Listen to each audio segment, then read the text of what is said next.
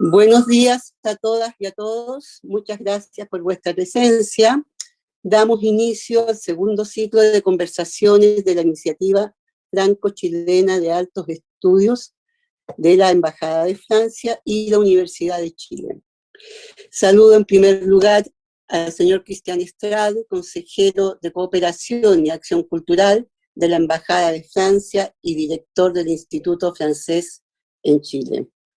Al profesor Alejandro Jofré, prorector de la Universidad de Chile, a la doctora Andrés Lachevsky, conferencista de hoy día de la Academia de la Facultad de Medicina, y profesor David Le Breton, invitado desde el mundo francés de la Facultad de la Universidad de Estrasburgo.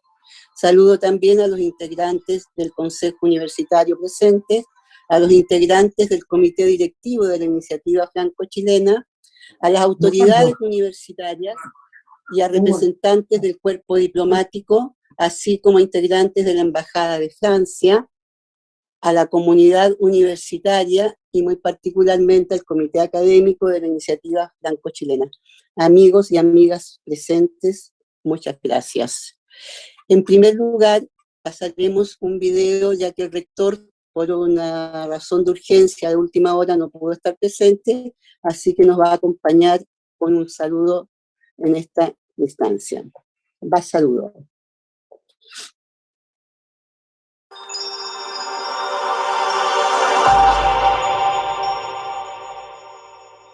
Muy buenos días a todas y todos. Un saludo muy afectuoso al embajador Roland Dubertrand, a Margarita Iglesias y a Cristian Estrade y a todos los participantes de este ciclo de conversaciones que para nosotros es extraordinariamente relevante porque reafirma la muy fructífera colaboración entre Chile y Francia, que en estos últimos años ha tenido un periodo esplendoroso y que en medio de una situación tan difícil para toda la humanidad como es la pandemia, creo que ha tenido un brillo propio y quiero agradecer a todos quienes se han comprometido con abordar el tema de las incertidumbres, como se dice, que se vive con la pandemia, sobre todo en un momento con tantas incertidumbres e incertezas como es el momento actual en Chile. Destacar quizás que para una universidad la incertidumbre y la incerteza es parte de su quehacer. La universidad vive mucho más de los problemas, de lo que no se sabe, de lo que no estamos seguros, que de aquello que pudiéramos afirmar con total seguridad. También en términos de incerteza e incertidumbre, si me permiten, un poco estamos pagando hoy día en el ámbito sociopolítico el precio por excesivas certezas del pasado. Y quiero decir en lenguaje muy directo que el modelo de sociedad chileno es un modelo muy escrito desde una certeza casi antropológica de lo que era el hombre, de su condicionante, y creo que los principios en los cuales se fundó hoy día nos resultan muy cuestionables. Y, en otras palabras, una excesiva apología del individualismo que llega casi a una apología del egoísmo, por el cual hemos pagado un precio muy importante, creo. Y nos damos cuenta, precisamente cuando enfrentamos un tema que se da a otro nivel, no a un nivel desagregado, sino que a un nivel precisamente de complejidad social. ¿Qué duda cabe que en la pandemia hubiera sido clave tener una mejor salud pública en los territorios, una atención primaria en los territorios, haber tenido mayor preocupación por la salud mental comunitaria, en general, desde luego, por lo que son las ciencias sociales y las humanidades. Y creo que nos estamos dando cuenta todos de que un modelo que desconoce ese nivel supraindividual, que es el nivel de la sociedad, de la población, con lecciones tan valiosas como, por ejemplo, hoy día entendemos que la vacuna no es un acto individual, sino que es un acto en el cual uno actúa no como persona que se vacuna, sino que como parte de una población que está tratando de erradicar una pandemia. Ese conjunto de lecciones que hemos recibido y en la cual nos vemos a nosotros con otros ojos, creo que aquí cobra un sentido muy, muy especial al compartir estas experiencias entre Chile y Francia. Me alegro mucho que hayan temas como precisamente los componentes sociales de la pandemia, el tema etario va a ser un tema muy importante, que también hemos visto las drásticas diferencias que hace, así como el entender la manera diferenciada en que la pandemia ha afectado a las personas en función de los niveles socioeconómicos o del tipo de ocupación que tienen. Han sido tiempos muy difíciles, pero quisiéramos pensar que también han sido tiempos de un tremendo aprendizaje y de un reforzamiento de ciertos valores éticos que tienen que ver con lo público, con la importancia de lo público, en la cual la Universidad de Chile ya ha sido permanentemente una entidad que se identifica con esos valores, con el valor que tiene el ámbito de lo público. Y también destacar que precisamente desde todo el siglo XIX, desde fines del siglo XVIII, el aporte que Francia, desde la Revolución Francesa, de los conceptos de educación laica, los conceptos de los valores republicanos, de la idea de república, ya en las fases mismas en que se fundan nuestras instituciones escolares,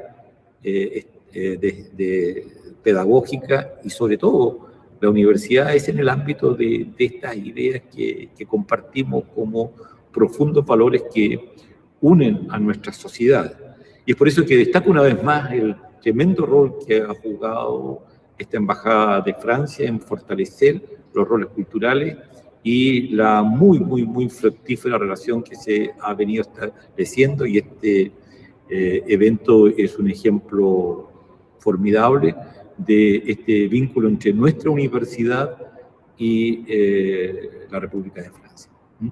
Muchas gracias a todos.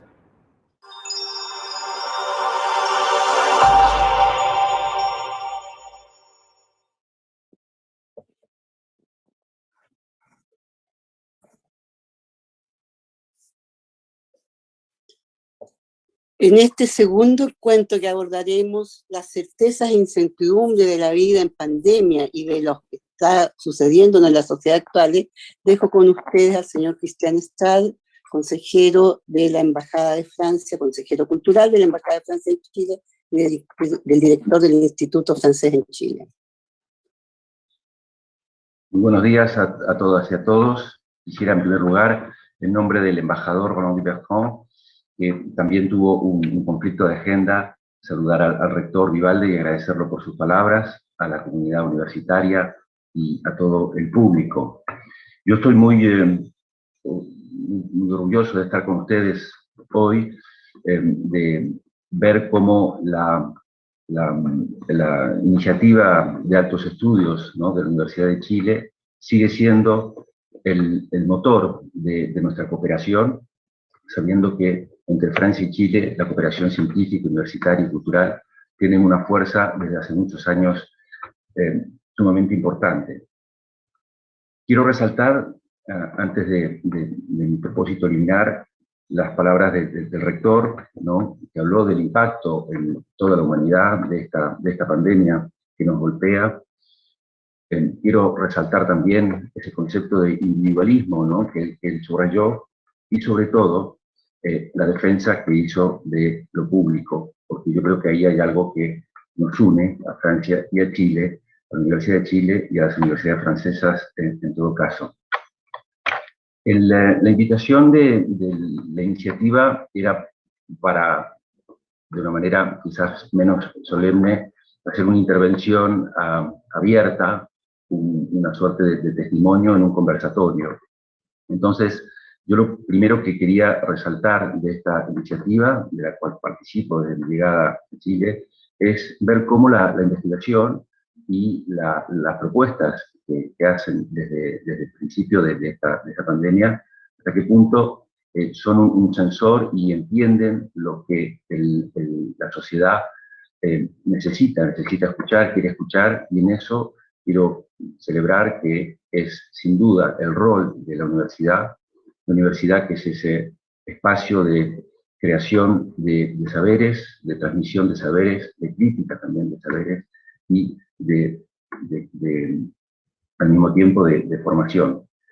Quería recordar yo también, o empezar mi propósito, con la secuencia que habíamos organizado el año pasado, que giraba alrededor de las incertidumbres. Este año, no sé si me puedo imaginar que es un avance, pero tenemos certezas e incertidumbres, cosa que nos puede, es bastante sugestivo y al mismo tiempo nos permite reflexionar sobre la amplitud y el profundo impacto que tuvo la crisis sanitaria en nuestras vidas profesionalmente hablando y personalmente hablando, y ver sobre todo cómo las reflexiones que se han ido organizando en este ciclo de conversatorios, de intervenciones que vamos a tener a partir de hoy, se fue incluyendo lo social, lo etario, como dijo el rector, los territorios y también la cooperación. Quizás desde el servicio de cooperación de la embajada o el Instituto Francés, que es esa suerte de operador, esa vitrina de la presencia francesa en Chile, hemos visto cómo la crisis sanitaria ha impactado todas las certezas que nosotros podíamos tener a nivel educativo, a nivel cultural, a nivel académico, a nivel de investigación y a veces a nivel personal. Y yo no quisiera reflexionar sobre la relación entre las certezas y la incertidumbre, y quizás sacar un poco ese binomio muy subjetivo y muy productivo, sino dar testimonio dentro de las relaciones profesionales que estamos teniendo, de nuestra manera de educar, de nuestra manera de reflexionar juntos, como lo hacemos hoy, es más bien ver cómo hemos salido, no han aparecido quizás certezas, pero quizás tenemos certezas de lo que ya no queremos o de lo que ya no quisiéramos tener, tanto a nivel educativo como cultural y todo lo que construye nuestra sociedad.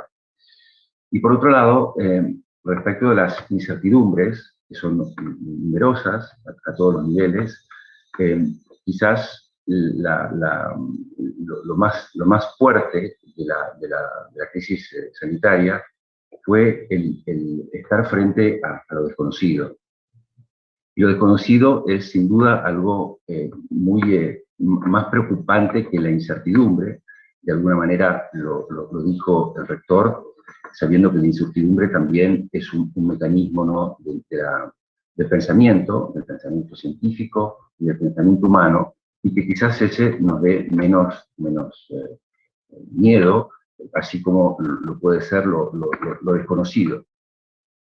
Yo quisiera dar algunos ejemplos, sin adelantarme a la cuarta mesa que está prevista en este ciclo, donde se habla de cooperación, porque hemos visto en estas colaboraciones franco-chilenas, muchas de ellas, y de excelencia, por supuesto, con la Universidad de Chile, cómo los equipos de investigación, o cuando se trata de un evento cultural, como las cooperaciones culturales, han logrado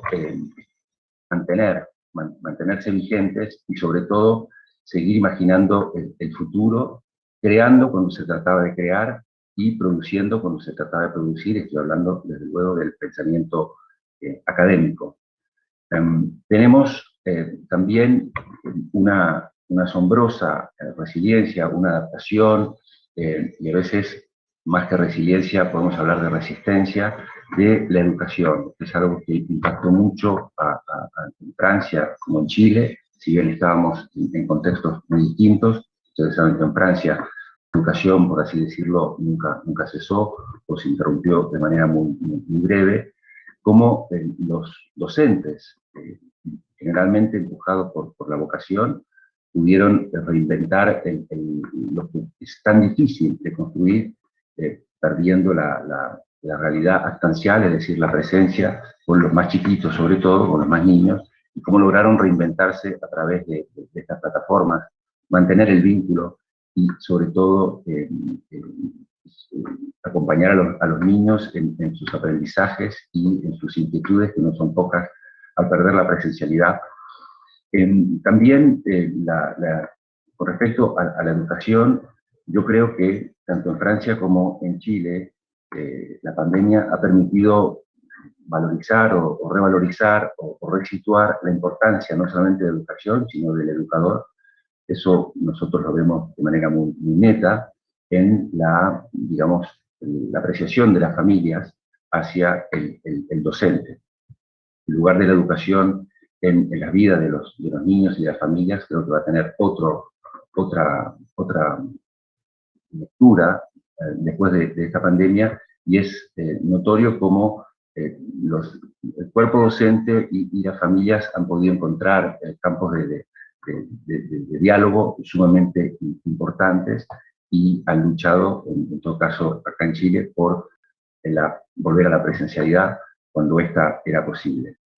En otros campos de la cooperación también, nosotros hemos, como digamos, centro de difusión y de cooperación cultural entre Francia y Chile, intentado reinventarnos sobre todo explorando lo que nos unía, lo que tenemos, y también explorando, dándole la voz a los más jóvenes y a los actores, ¿no?, hoy de lo que está ocurriendo en Chile, que es sumamente fascinante y muy importante para todos nosotros, sabiendo que es un país que decidió reescribir su historia, o en todo caso su constitución, y que es un hecho histórico que interesa mucho a Francia, a los franceses, seguir muy de cerca lo que está ocurriendo, y sobre todo los diálogos que se están creando y que están surgiendo, y que van a surgir, aparecer en esta nueva Asamblea Constituyente que fue electa.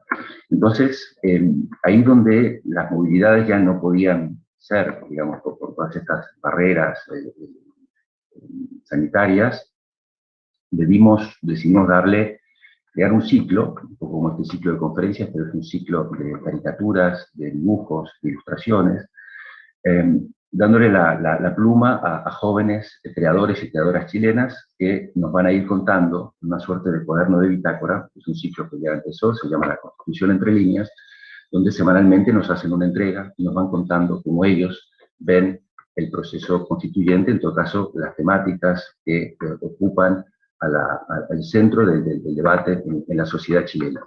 Ese es un ejemplo de cómo la cultura, en todo caso la cultura en su cooperación, es decir, cómo Chile mira a Francia y cómo Francia mira a Chile, ha podido seguir funcionando, y además es un proyecto que se construyó con todo el equipo del instituto, en el cual estamos todos muy implicados, porque desde luego nos interesa mucho lo que pasa en la sociedad chilena. Y también a nivel de cooperación, ha sido asombroso cómo los equipos de todas las disciplinas, ¿no?, que están reflejadas en esta iniciativa de franco-chilena de altos estudios, han seguido, se han reinventado para, desde luego, un formato culinario, seguir intercambiando, seguir dándole la posibilidad de avanzar al pensamiento y a la investigación, y cómo han surgido nuevos modos, ¿no?, de intercambiar datos, de intercambiar contenidos para que los proyectos no cesen, porque tampoco la pandemia es capaz de detener ni el pensamiento, ni la cooperación, ni las colaboraciones internacionales. Entonces, yo quería una vez más agradecer a todo el equipo de la iniciativa. Yo participo de sus reuniones, a veces a medias, pero mi equipo siempre está presente. Yo quería agradecerlos por haber construido este ciclo, ¿no? Que fue muy pensado, ¿no? Encontrar un concepto que pudiera implicar a todas las áreas, sabiendo que en el ADN de la iniciativa está la transversalidad y es una casa multidisciplinaria, y ver cómo se han construido estas 4 secuencias alrededor de las certezas e incertidumbres.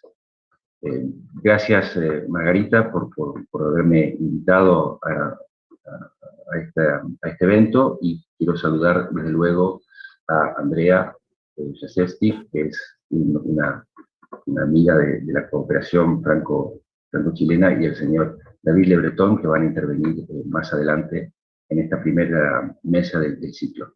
Muchas gracias, Margarita.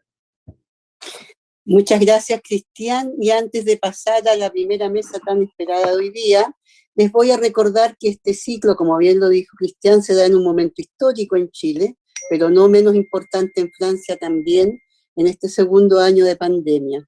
La segunda mesa, justamente, que va a ser el 24 de junio, nos va a hablar de la vida cotidiana en pandemia a partir de 2 investigaciones conjuntas, que es lo interesante, Francia y Chile simultáneamente. La tercera será territorio y movilidad en pandemia, que será el 1 de julio, y la última, como ya nos lo anunciaba Cristian, será sobre pensamiento y cooperación internacional el 8 de julio.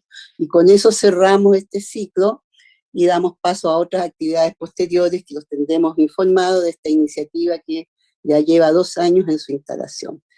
Entonces, sin más, dejo con ustedes a Álvaro Peña, director de investigaciones de la Facultad de Ciencias Agronómicas, para que dirija, conduzca, modere la mesa de hoy día sobre edades en pandemia, edades y salud mental en pandemia. Álvaro, a ti ahora. Muchas gracias, Margarita. Buenos días a todas y a todos, y bueno, buenas tardes a quienes nos acompañan en esta conversación desde Francia. Damos inicio entonces a esta mesa, como comentaba Margarita, de edades y salud mental en pandemia. Este ha sido un periodo difícil sanitariamente, pero también de silencio en nuestras ciudades, en que hemos visto habitadas las calles por las aves, hemos vuelto a escuchar el viento, las aves, hemos visto a los animales domésticos tomarse algunos espacios como en Valparaíso, y a más de algún puma en las ciudades como Santiago aprovechando este silencio. Durante esta pandemia hemos pasado por distintas etapas, por el desconocimiento del comportamiento del COVID-19.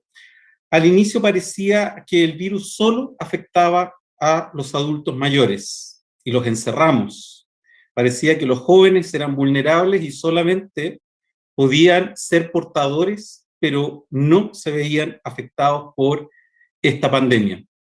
Hoy vemos que es una realidad distinta, en que en parte ciertas comorbilidades, como es el descuido del cuerpo que implica la obesidad, que afecta a Chile especialmente, con un 60% de su población con sobrepeso, es una de las causantes del aumento de estos jóvenes internados en las unidades de cuidados intensivos en esta etapa de la pandemia en particular. Sin duda que muchos aspectos de nuestra vida en pandemia se modificaron, nuestras posibilidades de comunicarnos.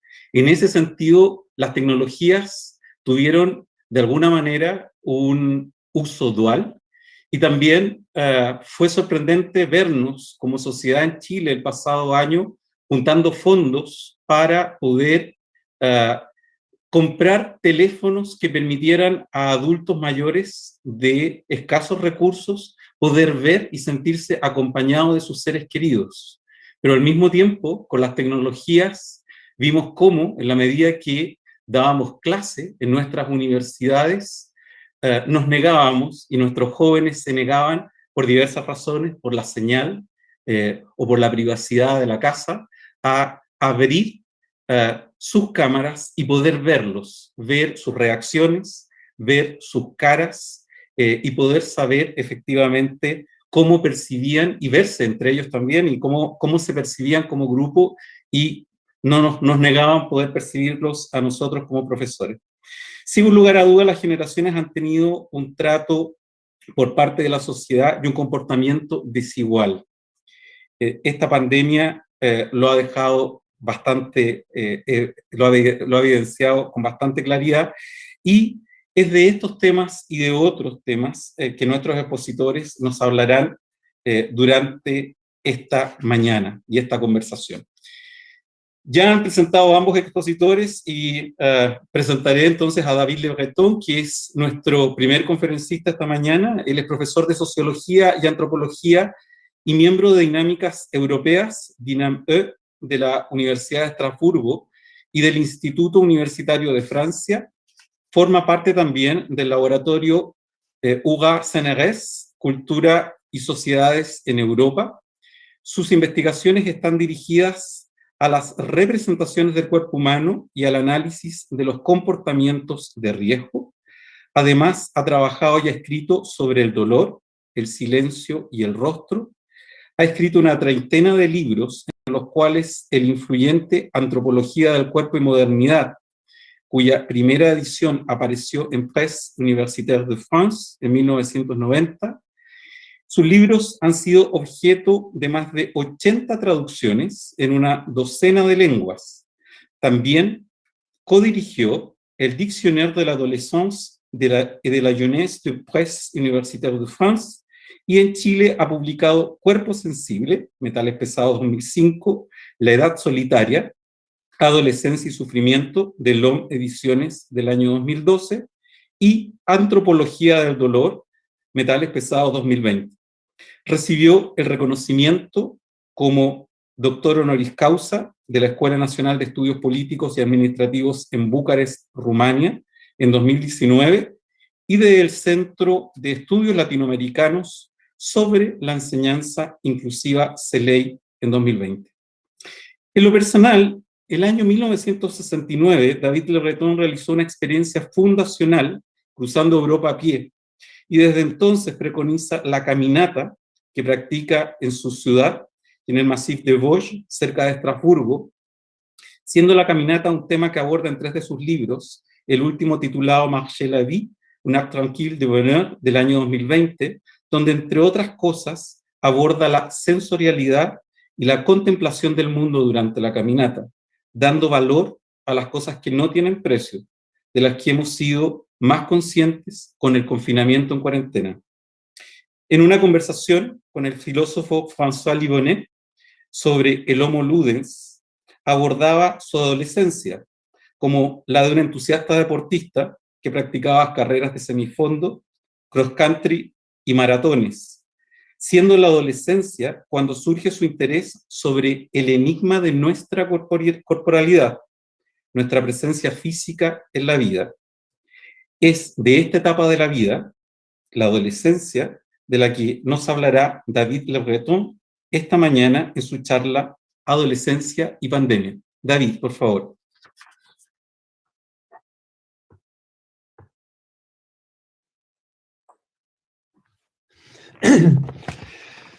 Merci infiniment. Muchas gracias, Álvaro. Primero, quisiera agradecer a la Universidad de Chile y también a las autoridades diplomáticas y culturales de la Embajada de Francia, en especial a Christian Estrade. Muchas gracias a Margarita, a Camila, Mariela, a todos. Y muchas gracias nuevamente a Álvaro. Tal vez voy a hablar un poco menos de la adolescencia. En realidad voy a insertar la adolescencia en un ámbito más amplio, hablando de las transformaciones que afectaron el estatus del cuerpo en nuestras sociedades. La crisis sanitaria hace que el cuerpo se vuelva el lugar de la vulnerabilidad, ahí donde la enfermedad y la muerte están al acecho para meterse por cualquier resquicio. El aislamiento y las medidas de protección, como la distancia física y la mascarilla, le atribuyen un estatus de peligro.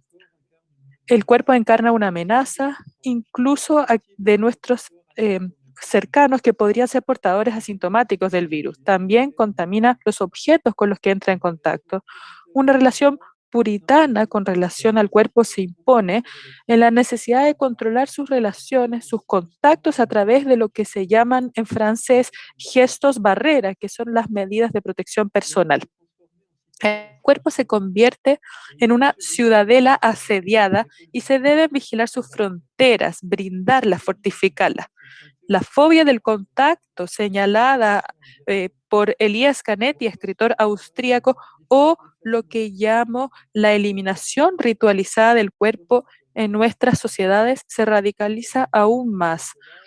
Los besos, los abrazos, todo eso se evita, y cualquier contacto con los objetos exige recurrir a estos alcohol gel.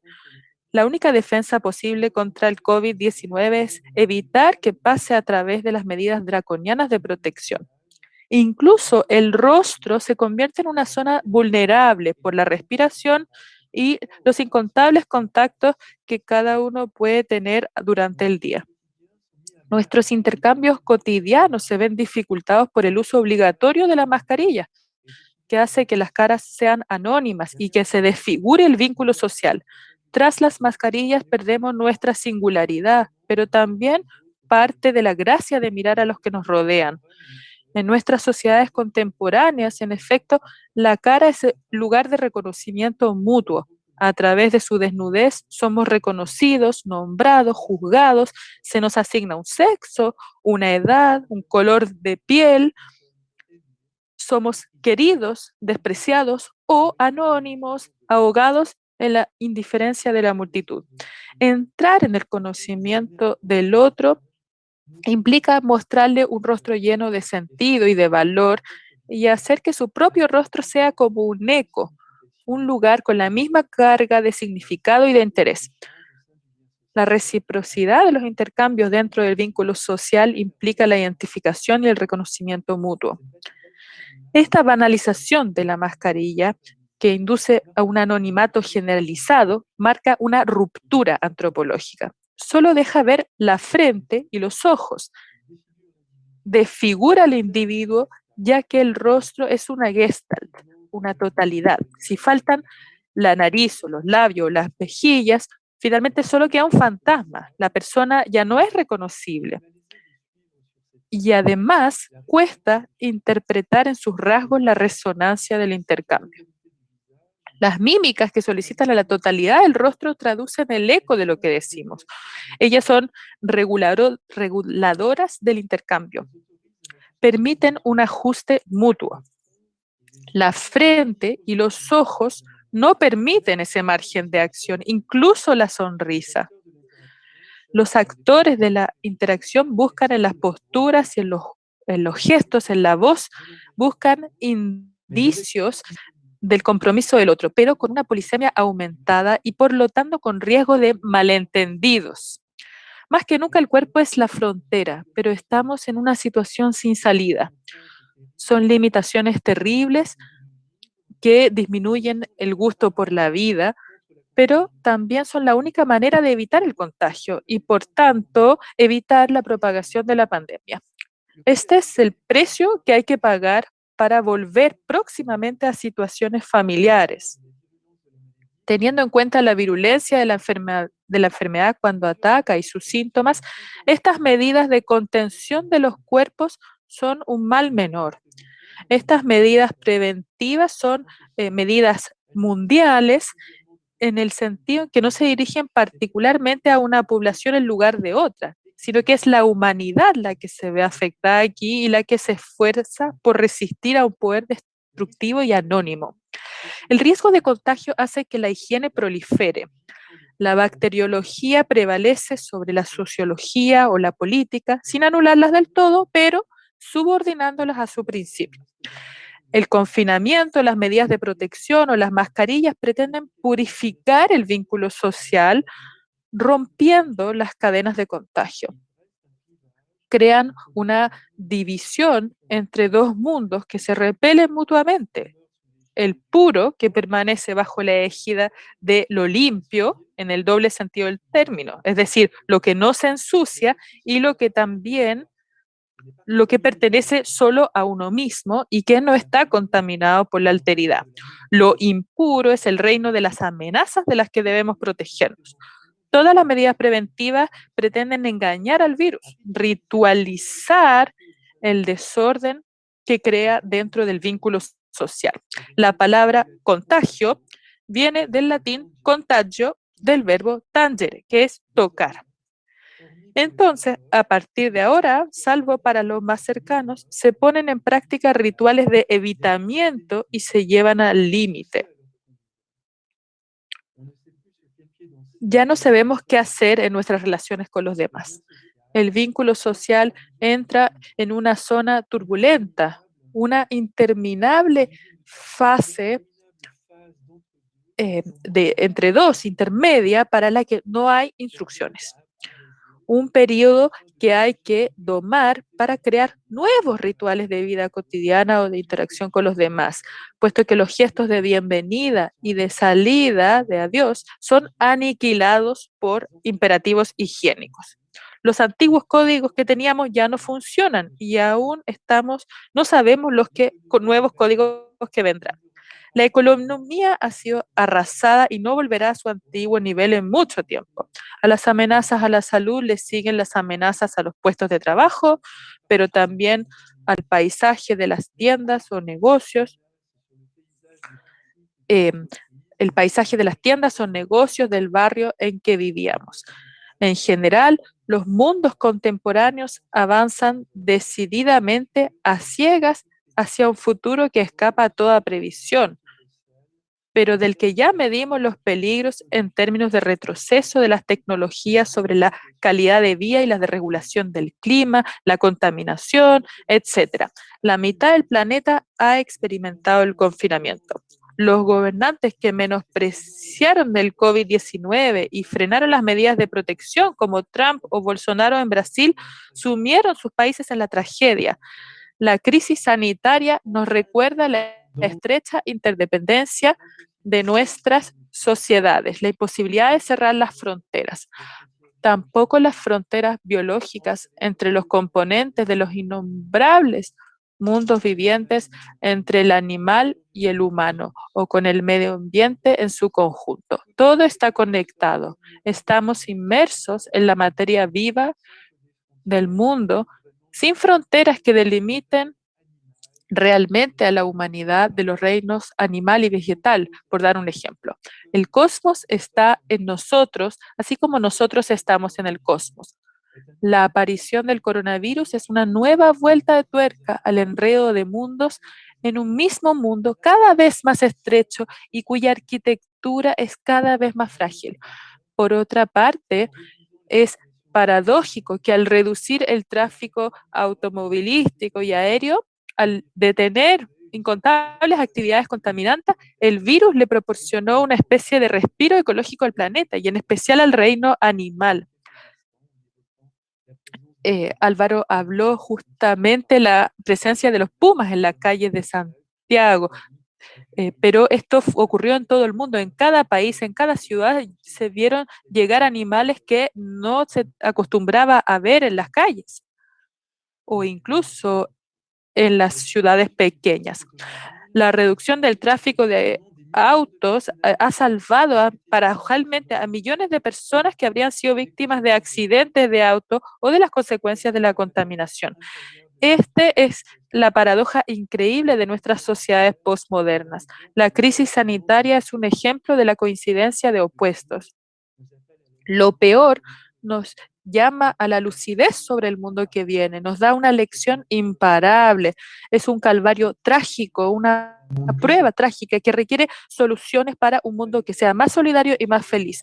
Después de años de indiferencia ante las demandas sociales de los más desfavorecidos, muchos gobiernos que tenían la etiqueta de ser de derecha se han visto abocados a desarrollar una política de apoyo a los más frágiles, aunque quede mucho por hacer. Esta pandemia nos recuerda la necesidad antropológica de compartir, de reducir las desigualdades sociales y de políticas de protección del planeta. Somos interdependientes, para bien o para mal. Algunos viven este tiempo de crisis sanitaria. Algunos viven este tiempo de crisis sanitaria como un momento de encierro, de asfixia, de espera febril de la reapertura sin restricciones del espacio público. Y también es un periodo de tensión en la pareja, de conflicto con los hijos, de explosión de violencia conyugal.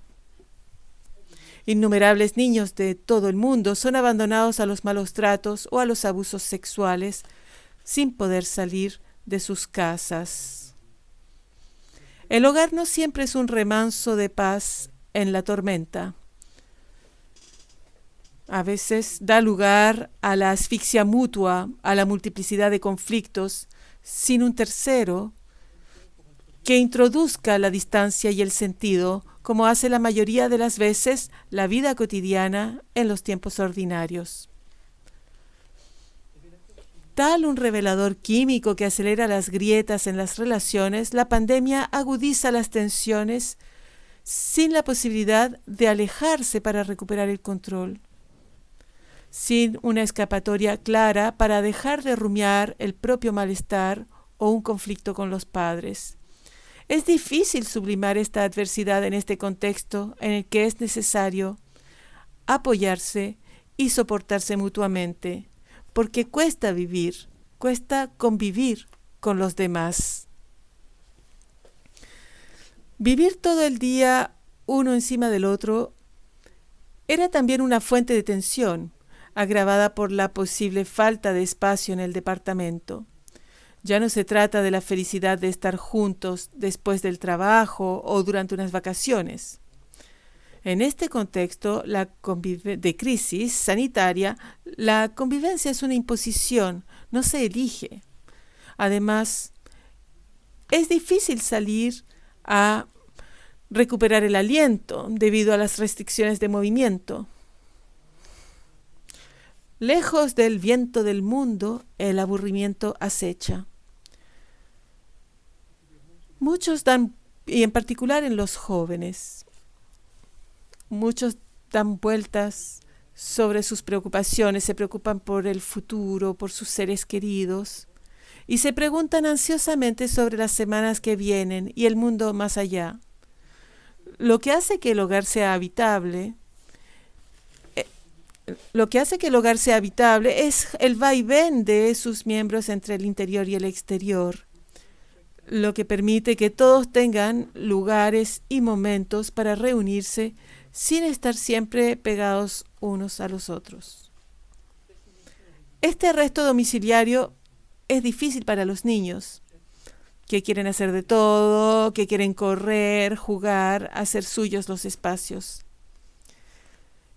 Enseñarle a un niño a mantener siempre la distancia con los demás, a no tocar a los demás, a lavarse las manos varias veces durante el día, le enseña a desconfiar de los demás.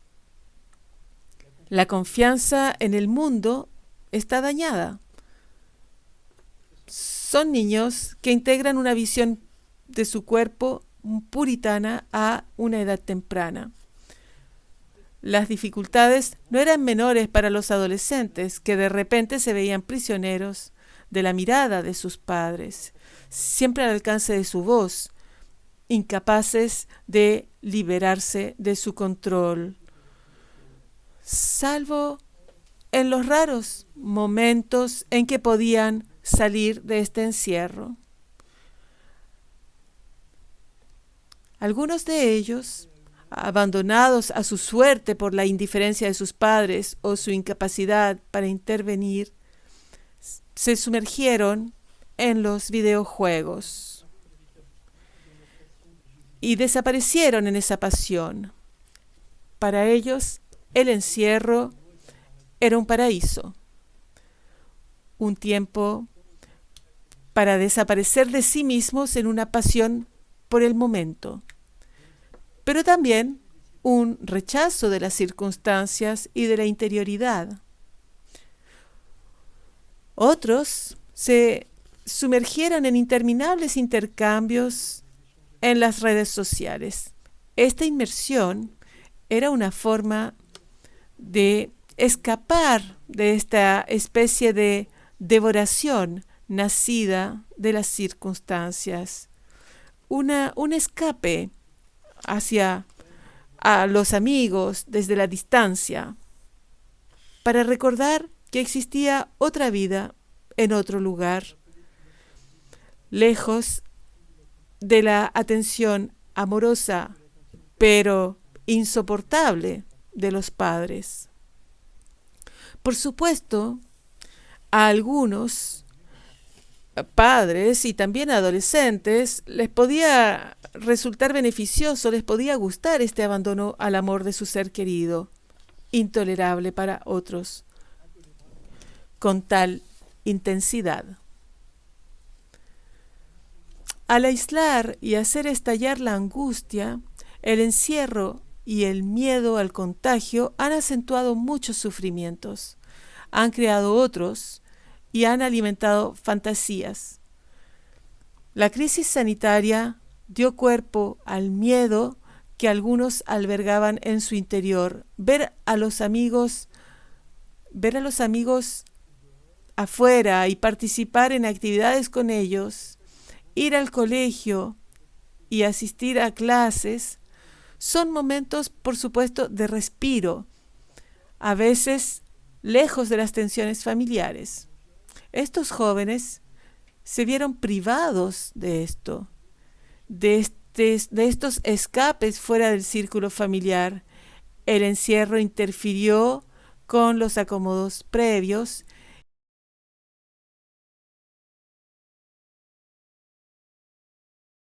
Su búsqueda de sentido ha tomado otras direcciones. A esta edad de la vida, los días están marcados por las clases, las actividades culturales o deportivas, las salidas con los amigos. De repente, uno tiene que crear un mundo propio en la proximidad de sus padres, en un momento en el que uno trata de valerse por sí mismo y de alejarse de la presencia de los padres. Los amigos, sobre todo, representan un soplo de aire fresco para escapar de la sensación de asfixia que a veces se vive con los padres. El encierro obstaculizó radicalmente los necesarios momentos de separación en este periodo de la vida en que se aspira a sed de independencia y de despegue. Es obsceno clasificar el sufrimiento en orden de importancia. Cada generación ha sido perjudicada. Los jóvenes sufren de la pandemia y continuarán sufriendo por sus consecuencias económicas y sociales. Suelen ocupar empleos precarios y se ven muy afectados por los despidos y los recortes laborales. Muchos tienen dificultades para proyectarse en el futuro, para iniciar o continuar sus estudios, y están preocupados por las amenazas económicas, sociales, políticas y ecológicas que afectan al planeta. ¿Dónde estarán en 10 o 20 años si el mundo no cambia su loco rumbo? Sobre todo las generaciones más jóvenes, más centradas en lo inmediato, renunciar a placeres básicos por un beneficio hipotético no es necesariamente envidiable a este precio. Y ahí hablaré de las transgresiones recientes. En la existencia real, la afectividad siempre está en primer lugar y subordina una racionalidad que siempre está modulada, reformulada según las circunstancias. Solo el presente es real. Lo inmediato es la única duración posible. A veces el matiz de lo sé, pero aún así corta cualquier otro argumento. Advertido del peligro, el joven persiste en su comportamiento por el placer que le produce y el arraigo a su identidad. Y también porque se niega a que le dicten sus actos o porque considera que los demás no son él y que, por lo que a él respecta, no tiene miedo de nada. Solo les pasa a los demás. Esta sensación de tener madera de héroe es una característica común de la adolescencia. En la vida cotidiana, el conocimiento de los riesgos también puede ser una incitación para hacerlo peor por el gusto de la transgresión, un disfrute redoblado por el hecho de jugar con su propia existencia, de burlarse de los consejos y del miedo de los demás. Ninguna irracionalidad preside estos comportamientos, sino lógicas de acción coherentes con la historia vital del individuo. Aunque estas lógicas de acción también se lleven en la ambivalencia, la represión colectiva de la muerte y la precariedad, la ilusión de omnipotencia frente a la enfermedad, redobla el valor del riesgo cuando se elige con conocimiento de causa como un espacio de soberanía. Así es como, a pesar de las recomendaciones para frenar un posible rebote del contagio del coronavirus, se organizan fiestas despreciando cualquier precaución sanitaria, sin máscara, sin respetar las medidas de prevención. Los cuerpos se acercan y se mezclan. La existencia no se reduce a la búsqueda del beneficio o de la salud. A muchos nos gusta disfrutar de las circunstancias sin mirar el precio que hay que pagar y a veces también sin preocuparnos por los que nos rodean. La libertad de disfrutar de la vida, como dicen algunos, es también una libertad para propagar el virus. La expresión "no corremos ningún riesgo", que dicen algunos adultos y adolescentes, es una frase terrible, una manera de decir "después de mí, el diluvio". Estadísticamente corren menos riesgo que los mayores, pero a menudo son portadores asintomáticos del virus que contagian a sus familiares o a personas anónimas cuando pasean por la ciudad o su edificio. Estos gestos demostrativos de contacto físico sin máscaras o estas fiestas sin respeto a las medidas de prevención traducen una forma de sentir más allá de las exigencias colectivas y plantean importantes cuestiones éticas. La fiesta es un tiempo opuesto al de la vida ordinaria. Tiene otra lógica que lo cotidiano. Es un tiempo de excepción y en este sentido no puede durar. Impone un retorno a la norma. Por un momento se vive por encima de sus posibilidades, se cede al vértigo, midiendo menos su comportamiento. Escapadas fuera de las rutinas que pesan en la vida personal y profesional. Son momentos de relajación, una revancha de los cuerpos sobre su discreción habitual. Se baila, se bebe, se consume droga, se conoce amantes, etc. Los límites de lo lícito se alejan aún más, como si el ambiente común se convirtiera de repente en el de un enorme vestuario en el que las palabras y los gestos se liberan sin temor a más repercusiones. Un momento de respiración en el que se suspenden las limitaciones, en el que se dan innumerables posibilidades sin reprobación colectiva, porque estamos entre nosotros, sin socavar el sentido del yo. La fiesta es un paréntesis encantado en este contexto de fiesta. Todo lo que se reprime en el curso ordinario de la vida y en particular a raíz de la pandemia reaparece con fuerza. Hablé del alcohol, de las drogas, pero sobre todo el disfrute al que se suma el contacto físico prohibido en el baile, los abrazos, los encuentros románticos, etc. Una búsqueda frenética del gasto después de un largo periodo de ahorro, una forma de perderse después de haber tenido que guardarse, de estar encerrado durante mucho tiempo, una búsqueda del vértigo después de la necesidad de un control que todavía dura, una erotización de la relación con el mundo después de este periodo que veo como una forma de puritanismo necesario. Incluso si estas reuniones de carrete, sin preocupación por la protección, son racimos de contagio en potencia. Paradójicamente,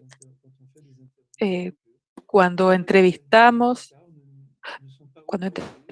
a estos jóvenes que van de juerga, no se oponen a las medidas sanitarias, sino que en realidad dicen de una manera muy paradójica, dicen que las respetan, pero reclaman el derecho de suspender estas medidas de vez en cuando.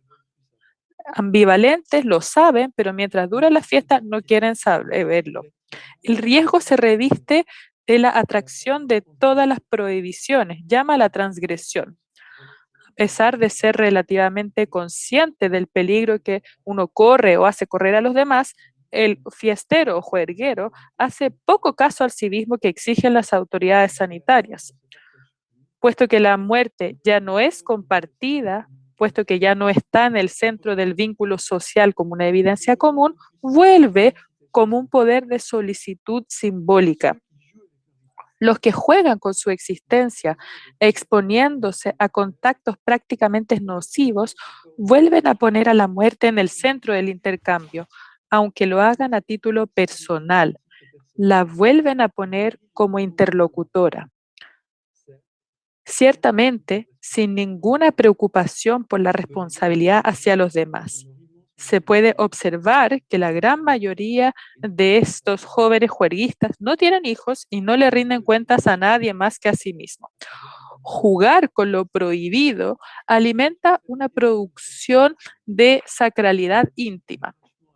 Implica un alejamiento de uno mismo y de lo común, el acceso a otra dimensión de la existencia. La voluntad no es establecerse en la los jóvenes, aunque transgresión. dicen que respetan las normas y todo, igual se juntan, necesitan De jugar con ella y de sentir así la existencia como una prueba irrefutable de presencia en el mundo. La transgresión es siempre una fuente de poder. Ciertamente expone al individuo al peligro, pero al ponerlo fuera de las leyes comunes le proporciona un poder y una intensidad de ser. Es un pacto con la amenaza para sentirse existir en plenitud. De manera sorprendente, este vértigo de la transgresión está presente en los primeros relatos de las epidemias de peste, por ejemplo, que asolaron ciudades enteras de una forma que hoy parece absolutamente impensable, con cadáveres putrefactos tirados por las calles.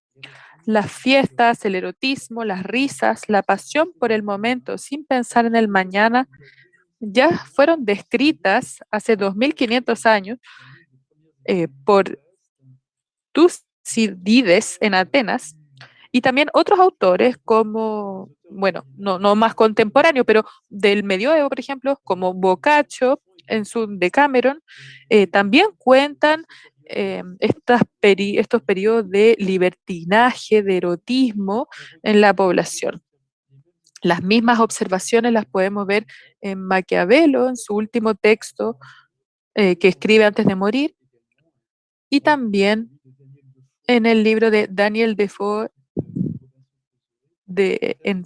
el autor de Robinson Crusoe, en su texto sobre la peste en Londres, que describe escenas de erotismo, de libertinaje. Camus también habla de esto en su libro La peste, cuando hombres y mujeres se encuentran para vivir estos momentos de transgresión, momentos que son prohibidos. Allí donde reina la muerte aleatoria, el erotismo merodea. Ciertamente la peste o el cólera no son el COVID-19, pero el contexto de amenaza y prohibición alimenta, sin embargo, la transgresión y el acercamiento de los cuerpos, los desplantes a las autoridades sanitarias. Voy a terminar en un par de minutos, pero para decirles en qué pudimos aprender algo de esta crisis.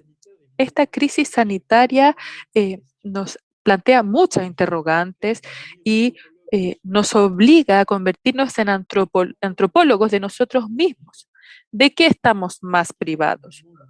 ¿Cuál es el valor último de nuestras vidas? ¿El valor de la conversación o del paseo, el del contacto con los demás? La crisis sanitaria rompió, hizo añicos esta despreocupación por el pasar de los días y nos recuerda brutalmente la precariedad de la existencia. Una suerte de banalidad envolvía mucho de nuestro comportamiento que hoy han recuperado su dimensión sagrada. Por ejemplo, tomarse un café en una terraza, ir a un restaurante, reunirse con amigos, ir al teatro, ir al cine, o sencillamente salir de casa cuando uno quiera y volver a la hora que quiera sin tener que rendirle cuentas a nadie. El hecho de desplazarse era tan evidente que ya no lo percibíamos como un privilegio. La crisis sanitaria es en este sentido un memento mori. Esto es un recordatorio a escala mundial de nuestro carácter incompleto y nuestra fragilidad que seguimos olvidando. Restablece una escala de valores que era ocultada por nuestras rutinas. Solo lo que se nos puede arrebatar tiene un precio. El encierro nos recuerda brutal y nostálgicamente el precio de las cosas sin precio. Esas actividades anodinas, cotidianas, que se realizan sin pensar en ellas porque fluyen con toda naturalidad, pero cuando se nos priva de ellas, le vemos su valor infinito. El memento mori es entonces un, entre comillas, nunca olvides que estás vivo. Muchas gracias a todos por su atención. Muchas gracias, David, por tu presentación y tu exposición. David Le Breton, esta mañana en su exposición, nos ha hecho caminar por un territorio que muestra la estrecha interdependencia de nuestras sociedades, en las que los fenómenos provocados por la pandemia se repiten en diferentes latitudes y nos muestra cómo somos una humanidad que se resiste a un poder destructivo invisible, recordándonos la precariedad de nuestra existencia.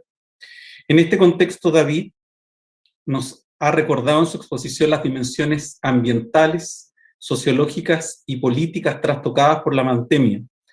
Gobiernos de centro derecha han debido dejar de lado sus programas y entregar ayudas sociales más propias de políticas de izquierda, de gobiernos de izquierda, fenómeno en el que se han enfrentado, por ejemplo, los gobiernos de los presidentes Macron en Francia y Piñera en Chile. Un planeta con la humanidad en confinamiento, nos señalaba David, permite detenerse y observar una realidad que nuestra rutina nos niega, brindándonos la oportunidad de restablecer una nueva escala de valores que pueden hacer un futuro posible. No obstante, los desafíos que implican los nuevos códigos de comportamiento que la pandemia y la pospandemia nos impongan, como por ejemplo la paranoia social y el cómo nuestro cuerpo se convierte en una amenaza. A esto se suma el aislamiento que las medidas sanitarias nos imponen, perdiendo la posibilidad del reconocimiento mutuo con rostros cubiertos, que implican una verdadera ruptura antropológica. Este macrocosmos global, nos ha recordado David, no puede hacer olvidar el microcosmos humano y nuestra necesidad de compartir, pero también al mismo tiempo el sufrimiento por el hambre, la soledad y los abusos por agresiones de mujeres y niños a causa del confinamiento con agresores, una realidad que conocemos muy bien en Chile. En este escenario, David ha expuesto sobre el cómo los adolescentes han visto trastocados sus espacios de empoderamiento.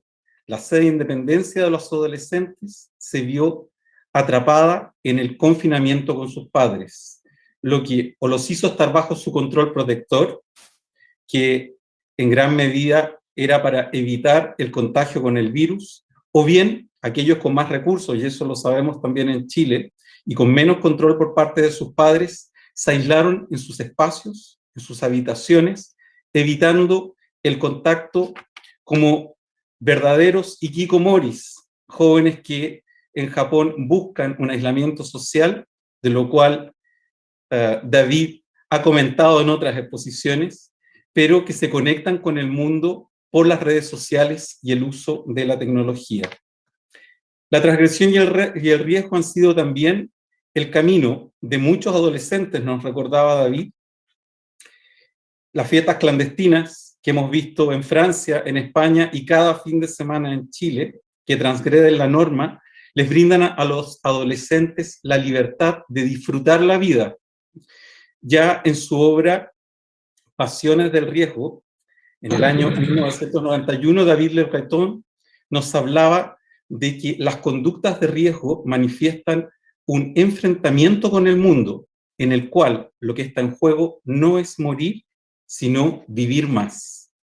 Complejo escenario para una de las edades de la vida que marca nuestra importancia, que nos marca de forma muy importante nuestro comportamiento como adultos. Nuevamente, muchas gracias, David Le Breton. David no nos podrá acompañar durante toda la mañana, y en especial muchas gracias por sus últimas palabras. Nunca olvides que estás vivo. Gracias, David Le Breton. À bientôt et bonne soirée pour vous. Adiós, muchas gracias.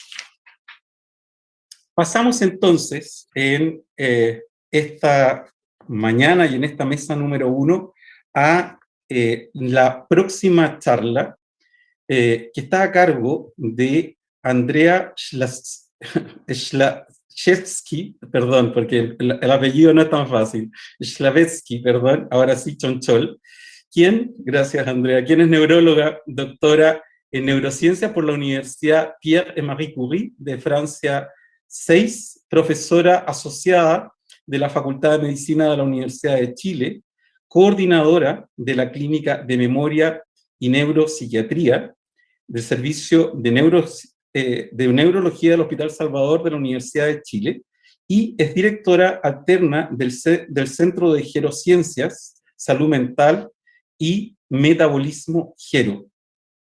Es miembro del directorio del Global Brain Health Institute de la Universidad de San Francisco en Estados Unidos y del Trinity College en Irlanda.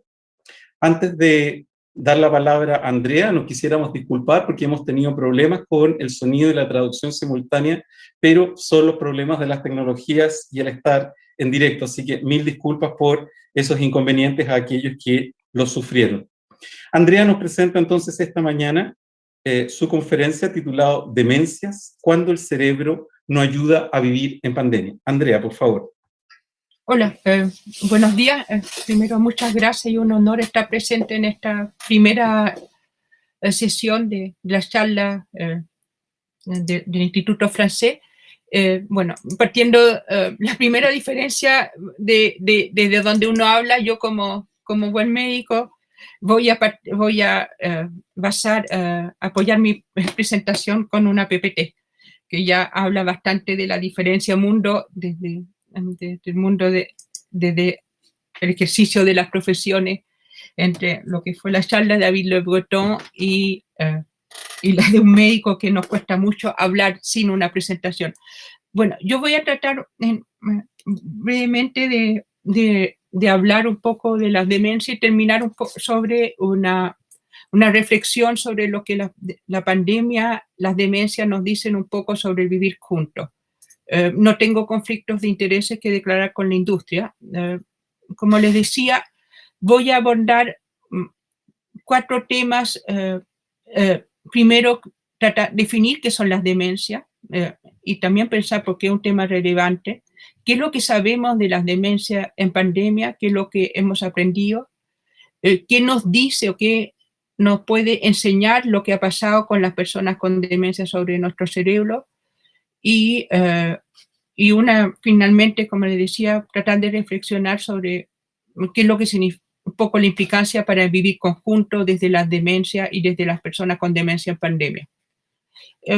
primero recordar que de manera muy importante las demencias siguen siendo enfermedades bastante ocultadas, bastante estigmatizadas y bastante desconocida, incluso para muchos, incluso como que es parte normal de la vejez. Me voy a referir a ese concepto hacia el final de la charla. Y creo que uno no puede hablar de la demencia sin reconocer a las personas que nos han ayudado a su reconocimiento público. La primera fue Rita Hayworth, pero en nuestros países tenemos a grandes figuras que se han atrevido de mostrarse.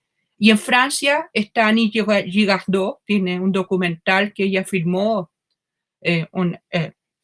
justamente sobre cuando ella sabe que le anuncian que tiene Alzheimer en etapas muy precoces y que la sigue bien, la sigue durante todo el curso de la enfermedad. Un documental muy hermoso, y ahí yo sigo cuando ella cuenta cuando entra un hombre con un vestido de blanco y le dice: señora, usted está enferma, pierde la memoria, y lo que es vivir eso. Y bueno, creo que podría ser una muy linda iniciativa que el Instituto Francés la ponga a disposición del público chileno, porque no es tan fácil encontrarlo y es realmente muy emocionante, y creo que es un aprendizaje para todos. Y en Chile tenemos la historia de Paulina Urrutia y de Augusto Góngora, que también se atrevieron los dos a hacer público el Alzheimer de Augusto, y creo que nos ha ayudado a ver mucho más las demencias en Chile. Cuando uno cuenta en el ámbito latinoamericano que en Chile hay figuras públicas que han mostrado que tienen demencia, causa bastante estupor, fondo, o casi envidia, porque no se imaginan que ellos, figuras públicas de otros países latinoamericanos, haciendo lo que hizo Augusto. ¿Por qué es un tema relevante? Bueno, es un tema relevante porque uno de los principales factores de riesgo de las demencias es el envejecimiento, si bien no es el único, pero es uno de los principales factores de riesgo. Y en Chile tenemos una transición demográfica muy acelerada, y actualmente se puede considerar que existen unas 200.000 personas con demencia, y en el 2050 van a haber más, entre 550 y 600.000. Y acá este gráfico ilustra algo que se utiliza mucho en medicina para comparar, en salud, para comparar las diferentes enfermedades, y se mide cuánto un trastorno de salud causa pérdida de años de vida saludable. Y esto, lo que podemos ver es que el Alzheimer y otras demencias en las últimas 2 décadas tienen el mayor incremento porcentual, o mayor del 200%, y es mucho mayor a todas las otras enfermedades. Bueno, esto es pre-COVID, obviamente estas curvas van a cambiar con la emergencia de nuevo de la enfermedad infecciosa como causa de mortalidad. Y en Francia también aunque Francia tuvo una transición demográfica mucho más lenta, en Francia sí son enfermedades muy altamente prevalentes, y se calcula que en el 2050 2 millones de franceses podrían tener algún tipo de demencia si no cambia la incidencia. Y son las segundas enfermedades después del cáncer que más causan temor. Pero ¿de qué estamos hablando? Porque hasta el momento dijo que son enfermedades prevalentes, importantes. ¿Qué son las demencias? Las demencias son, en medicina se llama un síndrome, es un conjunto de enfermedades, no es solo una enfermedad, que hay un deterioro adquirido de las capacidades cognitivas, asociado muchas veces a síntomas neuropsiquiátricos, trastornos de la conducta, síntomas psicológicos como trastornos del ánimo, y se habla de demencia cuando estos trastornos tienen un impacto en la vida diaria y la persona ya no puede valerse por sí solo, requiere de la asistencia de los otros para desarrollar sus actividades. Y un elemento muy importante en las demencias que no solamente afecta a una persona que va a tener estas dificultades, generalmente con otras patologías médicas, va a causar discapacidad, pero esa va a afectar a todo un entorno, a un cuidador. son realmente trastornos donde uno ve cuál es vivir la enfermedad en conjunto, en relación al otro. Y incluso se habla del segundo paciente para hablar del cuidador. Y existen múltiples formas de demencia. ¿Cómo hablamos de la demencia? Creo que es importante hacer un pequeño recordatorio de la terminología correcta. Y el término demencia senil es un término que es científicamente inválido. Acá no estamos hablando de lo políticamente correcto. Estamos hablando de lo científicamente correcto e incorrecto. ¿Por qué demencia senil es un término científicamente incorrecto? Porque primero, las demencias no son exclusivas de los adultos mayores. O sea, existen demencias en personas, en adultos jóvenes. Y también es científicamente incorrecto porque las demencias no son una consecuencia ineludable del envejecimiento. Y si bien se calcula que se estima que el 30 al 40% de los mayores de 80 o 90 años pueden tener una forma de demencia, podemos, si miramos los números del otro lado, el 50 a 60% no tiene demencia. Por lo tanto, uno habla de una demencia, tratar de poner un nombre, demencia tipo Alzheimer, demencia vascular o de etiología indeterminada. ¿Y qué pasa en el cerebro de una persona con demencia? Esto es un cerebro de una persona sin demencia. Vemos que hay un poblamiento neuronal y el cerebro de una persona con demencia, en este caso con Alzheimer, lo que vemos, hay una pérdida de neuronas. Y eso lleva a que hay una disfunción, se pierden las capacidades cognitivas. Y en función de qué regiones del cerebro se afectan, van a ser los síntomas. Y si se afectan regiones que tienen que ver con la memoria, vamos a tener trastorno de memoria, pero te pueden afectar regiones que tienen que ver con más bien la conducta y vamos a tener trastornos de la conducta. ¿Qué nos dice o por qué son así las demencias? ¿Por qué tienen esas manifestaciones diferentes? ¿Por qué si se afectan determinadas regiones vamos a tener trastornos de la memoria o otras regiones trastornos de la conducta? Porque nuestro cerebro, y podemos utilizar una analogía desde la pintura, nuestro cerebro no es una masa de neuronas indistinta, no es similar a un cuadro de Pollack, pero nuestro cerebro tampoco es un Mondrian. Nuestro cerebro, creo que quizás sin saberlo, el que mejor ilustró lo que es nuestro cerebro es un cuadro de Archimboldo, en cual hay diferentes partes, cada una con sus particularidades, pero para que funcione nuestro cerebro, estas diferentes partes tienen que estar interactuando. Y es así que con estos rostros, a partir de frutas y verduras, cada segmento por separado tiene sus particularidades, pero yo solamente voy a poder ver un rostro si veo el conjunto. Y nuestro cerebro es un poco así. Si yo saco alguno de estos vegetales, voy a aprender alguna función, pero el resultado final se va a ver alteración de algunas capacidades. Pero para que realmente funcione o ejerza su función, cada zona tiene que estar interrelacionada con otras zonas.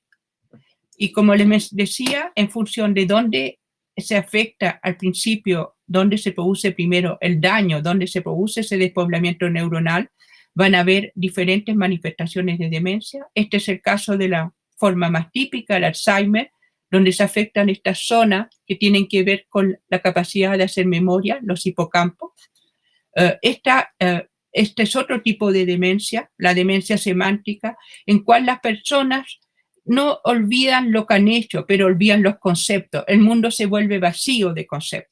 Por ejemplo, cuando un paciente que me tocó ver hace algunos años, que es lo que primero le llamó la atención a su esposa, que estando en un restaurante, vio la carta y preguntó qué es un erizo. O sea, acá él sabía muy bien lo que había hecho los días anteriores, podía contar muy bien, reportar conversaciones, pero poco a poco el mundo dejó de tener significado. Ahora, ¿cómo se van a manifestar más allá de las dificultades cognitivas?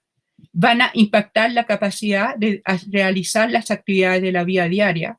Y es muy importante considerar que lo que primero se afecta son las actividades más complejas, que se llaman las actividades de la vida diaria avanzadas o instrumentales, necesarias para vivir de manera independiente, que requieren organización y planificación, toma de medios de transporte, gestión del dinero, toma de medicamentos. Y ya más tardíamente se afectan las capacidades básicas como la capacidad de comer, de control de esfínteres. Muchas veces las demencias son probablemente de las enfermedades con el mayor tasa de subdiagnóstico y el diagnóstico muchas veces se hace tardío. Y se hace tardío en parte porque se dice es normal para la vejez. Es normal para la vejez que la persona ya requiera de otros para tomar, por ejemplo, cita al médico. Es normal para la vejez que la persona ya no pueda gestionar sus cuentas y solamente pueda manejar pequeños dineros. Ese normal para la vejez es, si uno lo mira, lo que está mostrando una imagen terrible, una imagen bastante terrible de la vejez, una imagen de la vejez como una imagen de pérdida de función. Lo normal en la vejez o la vejez sin patología es que con las dificultades propias a cada edad de la vida, uno pueda movilizar sus capacidades para vivir de manera independiente o después hablaremos un poco del concepto de independencia, pero para saber asistirse de los demás y del entorno para desenvolverse. Y cuando pensamos que lo normal en la vejez es solamente tener esas capacidades básicas, hay que pensar que estamos transformando la vejez en una etapa totalmente patológica, en una etapa de pérdida de función. Por lo tanto, uno de los elementos importantes para diagnosticar demencia es recordar la vejez como las personas mayores, como también con las capacidades que esperaríamos en cualquiera de nosotros. Y las demencias son elementos que son progresivas y se van sumando cada vez más dificultades, llegando hacia finales trastornos motores y ya en etapas finales que las personas ya son totalmente dependientes y generalmente uno ve el grado de severidad es cuando se habla de institucionalización. Ahora, importante cuando uno habla de demencia es pensar siempre que hay que considerar las necesidades de la persona con demencia y de los cuidadores. Y importante que ambos requieren diagnóstico, acceso a tratamiento farmacológico y no farmacológico, pero también hay mucho apoyo que es de lo no médico. Estos no son enfermedades y que solamente se resuelven desde un ámbito del quehacer, y el sector salud quizá uno de los sectores que tiene un rol relativamente menor si uno piensa en lo que son las demencias. En la medida que las enfermedades avanzan, si no tenemos todo el apoyo social, la inclusión, se hace muy difícil vivir con demencia, tanto para personas con demencia y los cuidadores. Y entonces, ¿cuáles son los desafíos que nos plantea? Hay que pensar a las demencias como un continuo y los desafíos van desde la prevención hasta el apoyo a las etapas finales de vida y también el apoyo en el duelo. Y los desafíos, por lo tanto, son prevenir, curar y cuidar. ¿Y cómo lo hemos hecho? De una manera u otra, en nuestras sociedades y sobre todo en Chile hasta recientemente, siempre lo hemos visto desde la óptica individualista, el individuo y su tratante. En el fondo, una persona lo imaginamos que es algo que depende finalmente únicamente de las capacidades de las personas, un diagnóstico, y bueno, usted se la arregla, y el cuidado es básicamente realizado por la familia. Pero si uno piensa cómo debería ser abordado las demencias, es pensar todos unos sistemas sociosanitarios que permitan implementar todas las medidas necesarias para permitir que vivir con demencia no se transforme en un descalabro familiar. Y eso es lo que se recomienda a nivel internacional. Hay que recordar que el primer país que tuvo un plan nacional de demencia fue Francia, fue pionero en eso, y en Chile ya más recientemente, desde el 2017, tenemos un plan nacional de demencia, que está un poco a poco de capa caída, porque bueno, como todos sabemos, en Chile cada gobierno inventa sus políticas públicas y no hay continuidad de políticas de Estado. Pero si uno piensa en las respuestas que deberíamos tener como sociedad hacia las demencias, no deberían basarse en esa idea de algo totalmente privado, sino en una respuesta social involucrando tanto los actores de salud como el conjunto de las sociedades. Ahora, ¿qué ha pasado con las demencias durante la pandemia? Creo que es importante recordar que la pandemia en Chile no se da dentro de un determinado contexto, y un determinado contexto que eran las protestas. Y las protestas finalmente, que lo que eran, fue salir a la ciudad, fue salir a la calle, es estar juntos. Lo que uno vio es finalmente que quizá uno de los elementos más importantes de las protestas es que nos volcamos a la calle de gente de que vivíamos quizás cada uno en sus casas, se creó mucho más, se valorizó lo colectivo. Y la pandemia llevó al distanciamiento físico en un contexto que habíamos empezado a recordar lo que era habitar la ciudad. Y obviamente eso tiene, creo que un impacto aún más mayor en lo que es la vida cotidiana de todos nosotros. Ahora, ¿qué pasó con las personas con demencia en la pandemia? Algunos datos internacionales, no hay muchos datos latinoamericanos, pero las personas con demencia tuvieron mucho más tasa de contagio y tienen mayor mortalidad. Este estudio es un poquito muy interesante, pero un poquito triste, porque es realizado por brasileños, pero para poderlo realizar tuvieron que recurrir a bases de datos inglesas, porque en Latinoamérica lamentablemente tenemos malos registros de salud y una carencia aún de buenas bases de datos para saber realmente qué es lo que está pasando con los trastornos de salud de la población. Base de datos inglesas públicas. Y que lo que concluyeron es que claramente las demencias son aumenta de manera significativa el riesgo de morir. Ahora, ¿qué es lo que uno observó? Este es un pequeño estudio que realizamos con colegas de Brasil y de Argentina, y lo que las tablas son un poquito indigestas, pero lo que les quizás mostrarle acá, que en general a mayor severidad de las demencias, lo que observamos es un porcentaje más aumento de las dificultades, como trastorno de la conducta, en 49% de los sujetos con demencia severa, y también aumento, el 50% de los sujetos con demencia severa tuvieron aumento de las dificultades en la vida diaria. Y los cuidadores también resintieron estar más solos y más sobrecarga.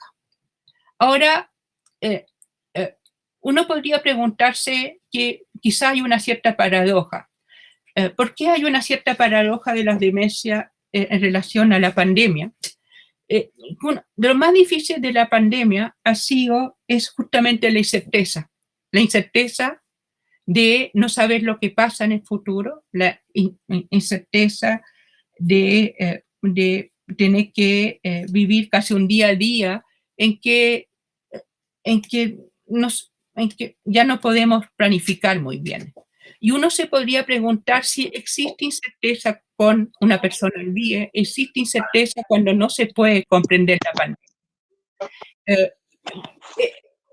¿Cuál es el grado de incerteza de las personas? De responder a eso. Pero creo que la dificultad de las personas con demencia durante la pandemia nos dicen que quizá el otro gran impacto de la pandemia no es solamente lidiar con la incerteza, pero sino, sobre todo, lidiar con la disrupción brutal en nuestras rutinas. Y esa y probablemente una de las principales facultades de nuestro cerebro es justamente esa posibilidad de adaptarnos, de ser flexible. Siempre pensamos qué es lo que es la inteligencia. Hay múltiples maneras de ver lo que es la inteligencia, pero quizá una buena definición es de la que se propone desde las neurociencias cognitivas. La inteligencia es simplemente esa capacidad de entender que el medio es diferente a mí mismo y yo puedo ser flexible y me puedo adaptar y adaptar mi comportamiento al contexto. Y eso es lo que falla en las personas con demencia. Pierden esa capacidad, esa flexibilidad. Y es por eso probablemente que la pandemia ha sido tan difícil para las personas con demencia, porque les demanda lo que justamente es más difícil, la capacidad de adaptarse. Por cierto, hay que considerar que la dificultad de adaptarse no es algo privativo de personas con enfermedades, y uno puede tener dificultad de adaptarse independientemente de tener un trastorno cerebral o no. Y por último, y terminando, un poco y saliendo un poco del hábito del médico. ¿Y por qué digo saliendo del hábito del médico? Los médicos generalmente intentamos hablar desde lo basado en la evidencia y no en función de nuestros valores. No prescribimos un fármaco porque creemos que es bueno o malo, prescribimos un fármaco porque hay cierta evidencia que muestra que es ayuda o no. No prescribimos un examen porque es bueno o malo, prescribimos un examen porque tenemos cierta evidencia que nos dice si eso sirve o no sirve. Y lo que yo voy a hablar ahora un poco ya es fuera desde un médico que atiende a personas con demencia. Pero es un salirse a media del hábito del médico, porque otra cosa que no lo aprende la profesión médica, que nos obliga que tenemos que atender a cualquier persona independiente de lo que haya hecho, independientemente de su historia. Nosotros, uno de las obligaciones del médico es que la persona enfrente que consulta al médico debe ser atendido, aunque nos cause quizá una cierta disconformidad moral. Pero y eso es muy interesante porque nos obliga a que debemos ver en el otro respetarlo independientemente que estamos de acuerdo o no con su vida. Y de cierta manera nos obliga a respetar algo intrínsecamente humano en cualquier persona, independientemente de cualquier otra característica de esas personas. Y las demencias también creo que hablan un poco de esa necesidad, nos pueden enseñar a ver un poco la sociedad, el mundo, y a reflexionar un poco cómo nos enfrentamos. Primero, un elemento importante, como les mencionaba anteriormente, creo que las demencias, reconocer las demencias, diagnosticar las demencias, tiene que ver mucho con valorizar la vejez. En la medida que hemos reconocido la heterogeneidad de la vejez, hemos reconocido que muchas personas, adultos mayores, mantienen sus capacidades en la vejez, podemos hacer un diagnóstico de las demencias. Si consideramos la vejez como una etapa en que hay pérdida total de las funciones, pérdida de las capacidades cognitivas, no vamos a diagnosticar las demencias como un trastorno de salud. Y esto lo menciono porque puede haber un cierto discurso de que estamos patologizando lo normal. Yo diría que no estamos patologizando lo normal, estamos mostrando justamente la heterogeneidad de la vejez al diagnosticar las demencias. Pero las demencias también nos plantean, y de manera muy importante, qué lugar para la fragilidad. Y bueno, lo dijo mucho David Le Breton en su charla, que vivimos la pandemia nos ha hecho pensar que somos interdependientes y vivimos aún en un mundo en que tendemos a diferenciarnos entre los discapacitados, personas diferentes de nosotros, y nosotros lo que podemos. Y quiero citar acá una frase de Italo Calvino, que el interventor electoral, un personaje que hace de apoderado de una lista electoral en el Cotolengo, donde votan personas con alta discapacidad. Y en uno de los momentos del libro, él tiene esta frase que creo que uno debería grabársela. La frontera entre los hombres del Cotolengo y los sanos ya era incierta. ¿Qué tenemos más que ello? Articulaciones algo más suaves, algo más de armonía en las proporciones, una actitud algo mejor para convertir nuestra sensación en pensamiento, bien poco, comparado con lo mucho que ni ellos ni nosotros podemos hacer y saber. La demencia y como la pandemia nos están obligando a pensar una convivencia que no olvide la fragilidad y la dependencia, y deberemos quizá aprender a pensar a la dependencia como un continuo desde lo que vivimos en la ilusión de la independencia, en la que vivimos en la ilusión que no dependemos de los otros, y que la pandemia y la crisis climática nos está mostrando de la necesidad de pensar en los otros y de pensar en nuestra dependencia del entorno, un continuo de los, entre comillas, independientes, hasta a la dependencia de las personas con demencia, que quizás una de las características de las dependencias de las personas con demencia es que ya han olvidado o pierden la capacidad de saberse dependientes. Y eso es lo que hace tan difícil quizá el vivir con demencia, porque no soy capaz de darme cuenta de mis dificultades. Y creo que en el momento que estamos viviendo como país, quizá uno de los ejes que tiene que ser poco el momento constituyente es volver a poner como eje de la convivencia social la fragilidad, que no nos olvidemos cuán frágiles somos y cuán dependientes somos. Mientras no reconozcamos eso, creo, a mi saber, en mi entender, creo que siempre vamos a construir sociedades un poco en que el respeto al otro va a ser algo frágil. Y interesante esta iniciativa que surgió en tiempo de pandemia en Francia, que se llama Galions-Nous.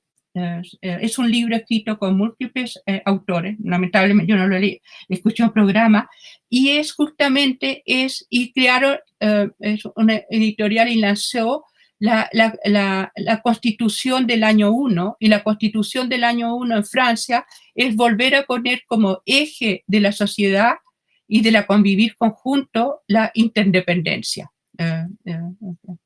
Y creo que también sería, y es una reflexión que parte desde diferentes ámbitos para tratar de pensar cómo logramos construir sociedades que consideren que la independencia o cuán dependientes somos unos de los otros son fundamentales para poder seguir avanzando. Y es lo que yo quería decir. Y fondo, la demencia, más allá de lo médico, más allá de la problemática médica, creo que también son, al igual quizás un poco la pandemia, una obligación de recordar lo que somos y una obligación también de repensar la fragilidad, y la fragilidad no solamente como algo que es una propiedad solamente de algunas personas, pero algo que está intrínseco o una posibilidad de lo que somos.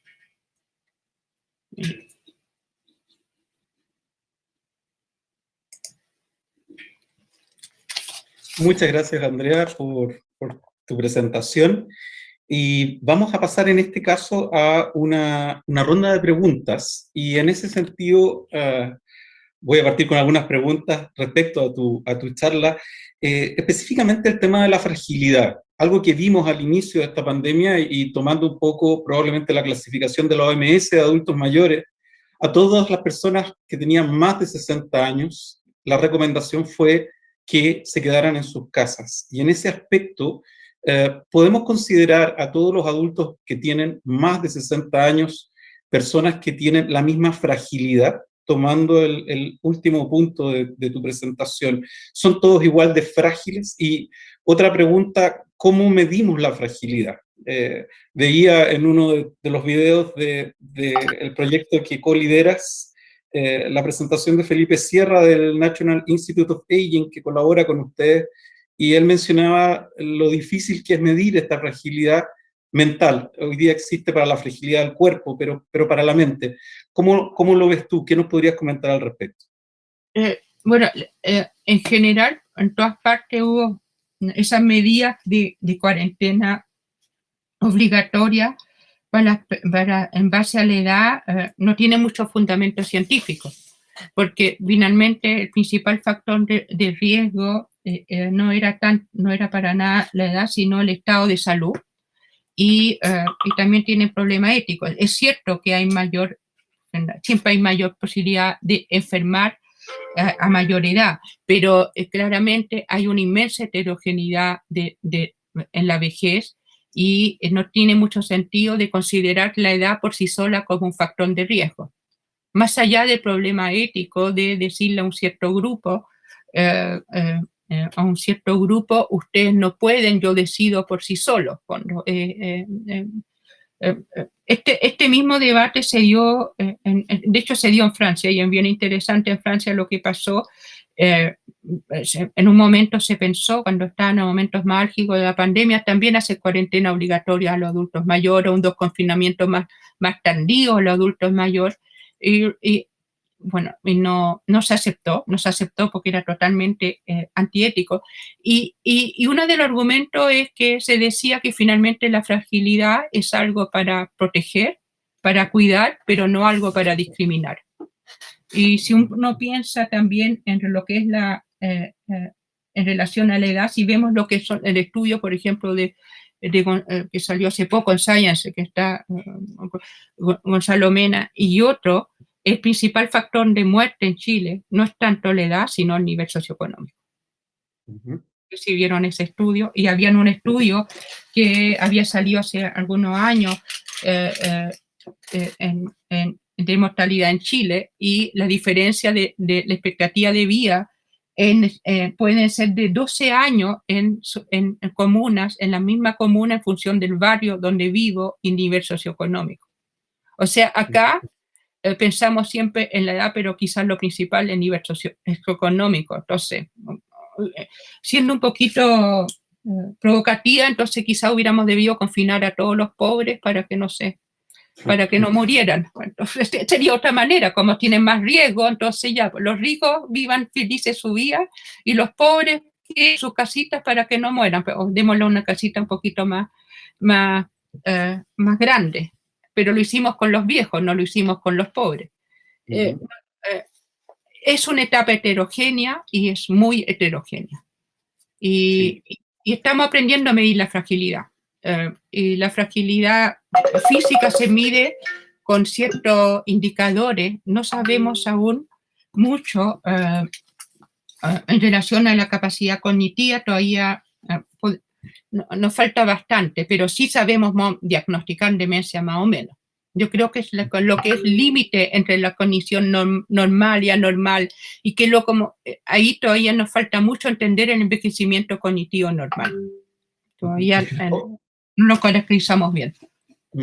Gracias. En el sentido de lo que son estas realidades, ¿no es cierto?, socioeconómicas que podemos ver, hay factores que mencionabas en tu presentación, como el factor de riesgo cardiovascular asociado a demencia, pero ¿de qué manera, por ejemplo, el nivel de estudio de las personas o otros aspectos socioeconómicos afectan a las demencias? Por ejemplo, la alimentación, en que lo comentaba al comienzo de esta mesa, en relación, por ejemplo, a la obesidad, que en el caso del COVID ha sido un factor de morbilidad importante, pero ¿de qué forma estas posibilidades de alimentación y de educación y de acceso al conocimiento pueden afectar a las personas en el desarrollo o no de las demencias que tú comentabas?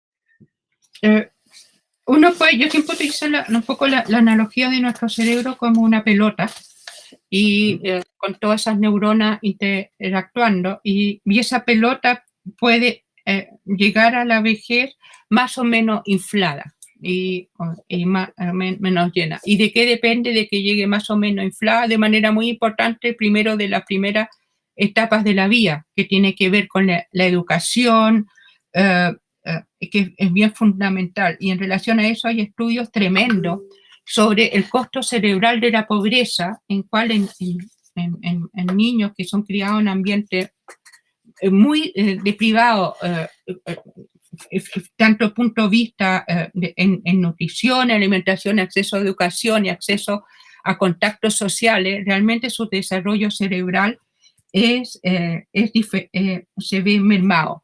Pero más allá de la educación es también todo lo que nos pasa en cómo se mantiene la pelota inflada, y ahí van a influir un poco la experiencia de vida, que tiene que ver con, obviamente, cuánto hacemos trabajar nuestro cerebro, pero también con todos los factores de riesgo cardiovascular. Y ahí, indudablemente, entre los factores de riesgo cardiovasculares, la alimentación ha surgido como un factor muy, muy importante. La obesidad es un factor de riesgo importante, y todos los factores de riesgo como hipertensión, diabetes. Las demencias son, al igual que muchas enfermedades, son patologías desiguales, afectan más a las personas de menores recursos, menor nivel educacional se asocia a mucho mayor riesgo, ruralidad también a mayor riesgo, pero a la vez también porque aumentan la desigualdad, porque el principal costo de las demencias actualmente es el asumido por la familia, y cuando las demencias finalmente, el impacto en personas de menores recursos es mucho mayor que en que tienen más posibilidades para apoyarse en el cuidado, considerando que en nuestras sociedades el cuidado depende finalmente aún mucho de las capacidades de las personas, y no hay una sociabilización del cuidado. Muchas gracias. En una entrevista que dabas hace unos días mencionabas que el costo que ustedes estimaban en Chile, en tu grupo, para mantener mensualmente a una persona que está con demencia puede llegar a los $7.000 mensuales, y que de alguna manera esto está asociado en gran medida a costos indirectos, no necesariamente a la atención del paciente, sino que lo que significa el cuidado que hace este cuidador, que tú decías normalmente son mujeres en nuestro caso. ¿De qué manera este Plan Nacional de Demencia que mencionabas hace un momento, y el auge y el GES, son sistemas sociosanitarios que están contribuyendo? ¿Qué nos falta? ¿Cuáles son las herramientas que ustedes como médicos sienten que les falta para que efectivamente sean planes efectivos y que cuiden a la población que está con estas patologías? Bueno, primero en relación al auge, bueno, hay que considerar que el Plan Nacional de Demencia es una política pública en que se proponen una serie de acciones que van más allá de lo médico, pero fue impulsado desde el Ministerio de Salud, así que lo poco que se pudo hacer fue solamente salud. El auge establece un cierto número de garantías, pero no se asocia tan claramente los recursos para implementar esa garantía. Entonces, se requiere mejorar el diagnóstico en atención primaria, psicoeducación a los cuidadores, y para eso se requiere recursos humanos, aumentar las capacidades de la atención primaria y de la atención de especialidad. Entonces, uno de los problemas que tiene un auge es que un auge sin plan nacional de demencia es difícil de implementar. Pero uno de los límites que tuvo la implementación del Plan Nacional de Demencia, que creo que es un límite que tienen muchas de las políticas públicas en Chile, es que son políticas totalmente sectorializadas. Bueno, la respuesta a las enfermedades crónicas deberían ser realmente que involucren a varios actores. La salud, lo social, cómo hacemos que el cuidado, finalmente el gran desafío, no dependa únicamente de la capacidad de las personas, de las familias, si no hay apoyo en el cuidado. Y eso es lo que ha faltado en la integración. Y si uno, un poco, la impresión que uno tiene cuando habla con los decidores, ¿por qué esto ha fallado? Es porque tenemos un Estado que no concibe que los problemas son complejos y que piensa que cada sector por sí solo puede actuar. Podemos, por ejemplo, volviendo al tema de alimentación, que en el cual tú trabajas, claro, nosotros podemos prescribir aliméntese más sano, pero si lo alimento para disminuir el riesgo de la demencia, pero si el acceso a una alimentación saludable es cara, es bien iluso. Si le podemos decir a las personas, salgan a caminar, extraordinario, pero si yo vivo en un área que no hay espacios verdes, no hay lugar, ¿cómo van a salir a caminar? Las demencias también nos hacen pensar en la fragilidad, pero también nos deben hacer pensar que los problemas son complejos y se requieren la acción de múltiples actores. Y no hacen ir algo que muchas veces vemos como salud, la única respuesta posible es de pensarlo desde todos los ámbitos. Y eso es difícil, pero si no lo enfrentamos desde lo difícil, siempre nos vamos a estar lamentando. Sí, en ese sentido la apología del egoísmo de la que hablaba el rector en la introducción es algo que está establecido y que efectivamente ojalá que cambie en un país que somos el mayor exportador de frutas del hemisferio sur, y las frutas tienen un valor mayor al que podemos encontrar en países como España o en otros países europeos. Es insólito y es increíble que nuestra población no las pueda consumir por lo que eso significa. Lo mismo los espacios. Yo trabajo en La Pintana y respecto a Vitacura, y lo decíamos en el primer ciclo de charlas, las personas de La Pintana tienen 1,2 metros cuadrados de áreas verdes y en Vitacura 27 metros cuadrados de áreas verdes. O sea, hay efectivamente una diferencia en las posibilidades del desarrollo asociado a lo que tú mencionabas, las demencias, que son abismantes en un territorio que no es tan extenso como es nuestra capital. Dentro de las preguntas del público, Sofía nos pregunta ¿por qué podría generarse una demencia después de una depresión? ¿Qué es lo que le ocurrió, menciona ella, a su abuelita? Bueno, primero hay múltiples factores de riesgo y los trastornos de salud mental serían uno de los factores de riesgo. Es difícil responder una pregunta individual. Pero hay que considerar que los trastornos depresivos en los adultos mayores pueden ser multifactoriales y trastornos depresivos pueden ser algunas veces como las manifestaciones iniciales de las demencias. Entonces, es muy difícil saber, muchas veces se manifiestan justamente como cambios de la conducta que pueden parecer como depresivos y no son depresiones, en fondo, como la que entendemos desde el ámbito de la psiquiatría, que revierten. En el fondo, la depresión, al igual que las demencias, pueden tener múltiples etiologías. Entonces, ¿por qué? Puede depender qué tipo de depresión estábamos hablando. Los síntomas de medicina son inespecíficos. Fondo. La discapacidad puede ser por múltiples etiologías, múltiples causas. Los síntomas depresivos por múltiples etiologías. Entonces, la dificultad es justamente lo que el labor es tratar de entender si hay una causa y una causa potencialmente reversible. Disculpe.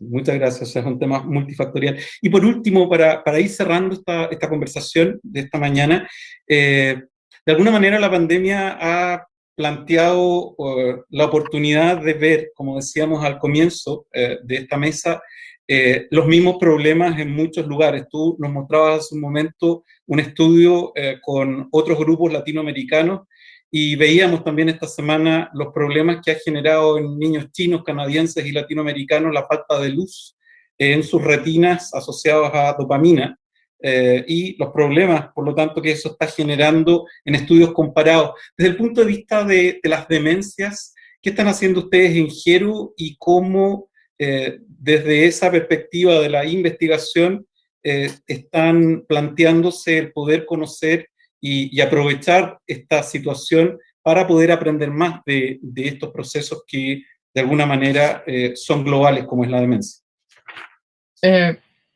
Bueno, es que nosotros hace un tiempo estamos siguiendo una cohorte relativamente pequeña, pero gente con queja de memoria que reclutaba a la comunidad y ver qué pasa con ellos, el pronóstico asociado a una queja de memoria en términos de posibilidades de presentar a la larga un trastorno demencial o un declive de la funcionalidad. Obviamente la pandemia nos ha obligado a adaptarnos y va a ser una de las tantas variables. Yo creo que el gran desafío va a ser, ha sido finalmente el gran desafío para el equipo de investigación que trabajamos con personas, es cómo lograr no discontinuar todo nuestro trabajo en época de distanciamiento físico. Nosotros teníamos muchas visitas a domicilio, la hemos tenido que suspender por harto tiempo, tratando de seguir recolectando datos pese a la pandemia. Ahora, si lo que ha significado la pandemia va a aumentar o va a significar un mayor riesgo para desarrollar una demencia, no lo sabemos. Igual hay que considerar que son enfermedades que finalmente el resultado son el cúmulo de factores de riesgo a lo largo de la vida, y no podemos saber si 2 años de cambio de la rutina van a significar realmente un aumento del riesgo. Va a depender un poco qué va a pasar después o qué pasó antes. Creo que pero otra cosa que es importante sí que sí el COVID, la infección al COVID tiene manifestaciones neurológicas y psiquiátricas, y eso va a dejar una cantidad de personas con secuelas neurológicas y psiquiátricas muy importante. Y ahí volvemos a otro límite de nuestro sistema. Está Mónica aquí, que creo que es otro límite que nosotros siempre pensamos la medicina física y rehabilitación desde lo físico y nos olvidamos de la cabeza. Y lo vemos en múltiples secuelados traumatismo, y también cómo lo vamos a enfrentar, porque no tenemos una buena capacidad de rehabilitación cognitiva, rehabilitación de los síntomas neuropsiquiátricos. Y una de las secuelas importantes del COVID son los trastornos neuropsiquiátricos y los trastornos cognitivos. Entonces, hay que salirse un poco de, ¿o va a aumentar o no el riesgo de demencia? No tenemos idea. Uno tendería a pensar que 2 años no es mucho a lo largo de toda una vida. Va a depender un poco cómo uno estaba. Pero el desafío va a ser enfrentar las secuelas de COVID, la cantidad de gente que están con secuelas. Y bueno, se está pensando, pero creo que todos los trastornos cognitivos asociados a personas que tuvieron COVID es un problema bien importante. Pues muchas gracias. Tendremos que tener entonces esa conversación en un tiempo cuando ya se sepa efectivamente cómo el COVID terminó afectando o no este tipo de enfermedades que afectan a la población en tantos lugares. Bueno, esta mañana hemos podido conversar desde una mirada sociológica y antropológica, desde una mirada a la neurología y la neurociencia con David Le Breton y con Andrea me cuesta tu apellido, Slashevsky, ahora sí, de los efectos de esta pandemia en distintas edades de la vida. Creo que ha sido una conversación muy interesante, y antes de cerrar, quisiera agradecer al equipo humano que ha estado detrás de esta transmisión de la Vicerrectoría de Extensión y Comunicaciones, y en forma muy especial a quienes hicieron la traducción de las charlas esta mañana, que es Juliette Ruiz y Claudia Iglesias, y dejarlas a todas y a todos invitados para la mesa 2, La vida cotidiana en pandemia, el día 24 de junio a las 9 de la mañana, hora de Santiago, 15 horas de Francia. Muchas gracias por estar en esta mesa, acompañarnos en esta mesa de conversación del ciclo Pandemia, Certezas e Incertidumbres, y para todos ustedes, muy buenos días. Muchas gracias, Andrea, y gracias a todas y a todos por estar esta mañana. Hasta una próxima oportunidad y hasta el 24, cuando nos volvamos a encontrar en la mesa 2. Hasta luego. Gracias a los organizadores. Gracias, Andrea.